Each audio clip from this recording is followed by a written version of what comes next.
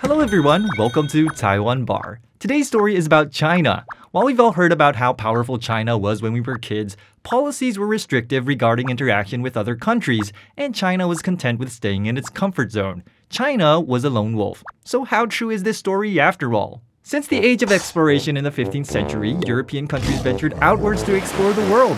Meanwhile, China did the exact opposite. No thanks. Why not? Well, because the Warco, aka dwarf pirates, also known as Japanese pirates. These pirates kept harassing China ever since the Empire of Mongolia. The Mongolians sought not just to expand their land territories, they wanted to conquer across the seas as well. They made 2 attempts to take over Japan. Their first attempt went kaput because of a typhoon. Their second attempt was thwarted because of another typhoon. The Japanese were awed at this strong wind. Sugoi ne! So they named this life-saving typhoon as the Kamikaze. That's where the formidable Kamikaze suicide squad in World War II got their name from. Back to the topic. These pirate turbulences were what had been plaguing the Mongolians and the Ming Dynasty. This made Emperor Zhu Yuanzhang extremely displeased. There's a saying that goes, "You can mess with anyone you want as long as it's not Zhu Yuanzhang." He was so furious that he closed the country's borders. Domestically, fishermen and merchants were only allowed to fish, trade, engage in activities inshore. Zhu Yuanzhang even mandated that his descendants must abide by the following demand that not an inch of wood shall touch the sea. China enforced strict bans, but was it really possible to implement this and leave the rest of the world on red? Let's dive in.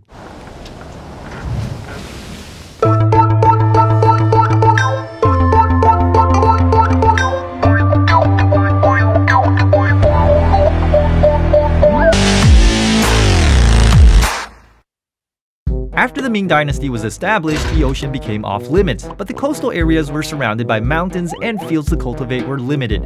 Can't just live off your ancestors' heritage, right? Can we?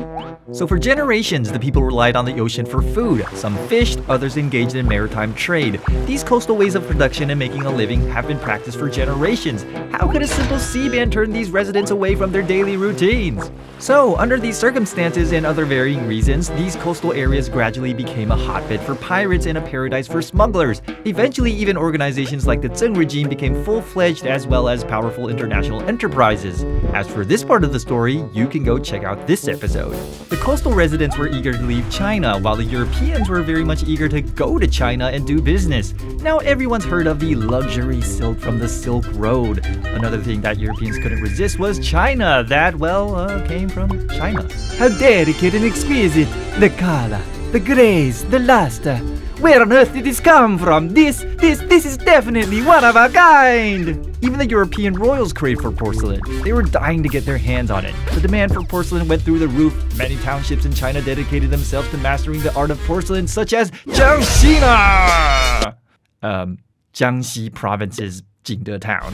People called it the town of year-round thunder and lightning. The entire city was like a porcelain museum. Professional division of work greatly increased production volume to meet the demand overseas. There was something for everyone.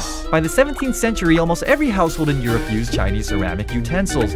Not long after, people found out about more good things like tea. The Brits love tea. To protect the porcelain, they even boxed it wrapped in tea leaves during the long shipping period.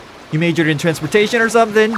Oh my god, how can I live without you? How do I live without you? Chinese merch. Just think about the crazy domestic and international demand. There was no way that a sea ban was banning this. This huge smuggling trade helped spread China's products out to the world, and in came rolling shiny silver coins from Japan and America, which also led to the development of China's currency. What a twist! In modern days, we use coins for small transactions and banknotes for larger amounts. Can you imagine buying a house with coins? Don't be silly. People in the past also used currency to do business, and as trade activities increased, currencies became a necessity. During the Song and Yuan dynasty, a cutting-edge banknote experiment was conducted. While banknotes were convenient to use, they don't have inherent values like silver, gold, or copper. Its value was based on the ruling regime and was easily affected by the tides.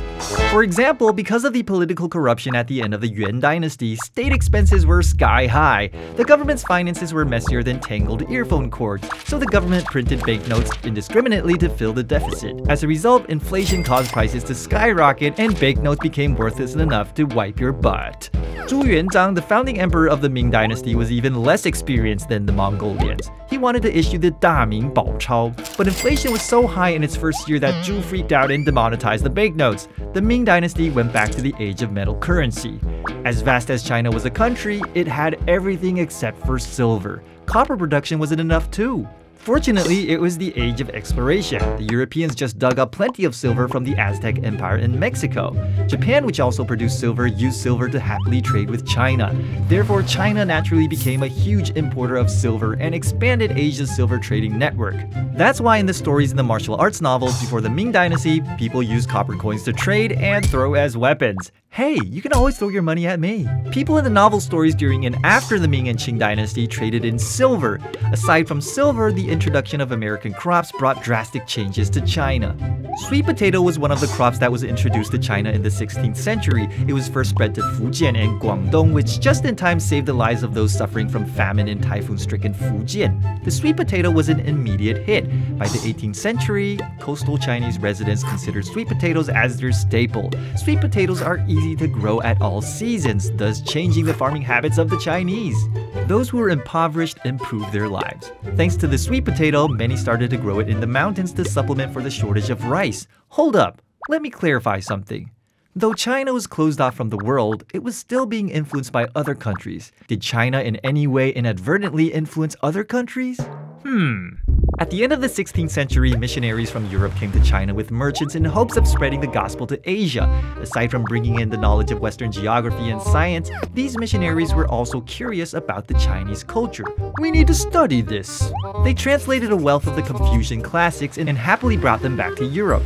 As a result, the introduction to the culture of this mysterious country in the Far East set off a Chinese craze in Europe. Take the Chinese imperial examination system, for example. It seemed like such an advanced concept to the Europeans, a fair and rational system that allows for social mobility. This I need to write down. Many European philosophers and intellectuals even regarded Confucius as their role model. French Enlightenment philosopher Voltaire held Confucius in such high regard that he hung a portrait of Confucius on his wall and worshipped Confucius day and night. Voltaire even went as far as to say, "Why am I not Chinese?" At that time in Europe, religion reigned supreme, but Confucianism represented the complete opposite. It was a secular and rational moral system. With a single quote, "Confucius does not speak of mysterious and supernatural things." The Europeans were flabbergasted. How could there be such a humanistic faith system? Give me more of this! And so the intellectuals and people from the higher echelons of society were swept by this Chinese craze. They used Confucian tenets as a weapon against the church. With all that being said, we were able to better understand how China interacted with the rest of the world during the age of exploration. No matter how hard the Chinese government tried to disconnect the country from the world, they couldn't stop the interactions and exchanges shared between the people. However, we shouldn't overestimate the impact of these exchanges. Like in 1683, Taiwan was forcefully dragged into China's sea ban, cutting Taiwan off from the rest of the world, and the effect that Chinese culture had on the Enlightenment was relatively subtle. To claim that Chinese culture was the precursor to the movement would be a bit far-fetched. Europe's fantasy of China at the time was solely based on the missionaries' translations. Things can sometimes be romanticized. Let's be honest, the grass is always greener on the other side, right? Exchanges among ethnic groups and countries are practically inevitable. Out of sight doesn't necessarily mean that it's out of mind. Things happen the way they happen. That being said, what kind of attitude should we embrace in the face of this multicultural world? Alrighty, I'm a bit thirsty after all that talking, so I'm gonna chug down this kumis. We'll see you next time. Ganbei!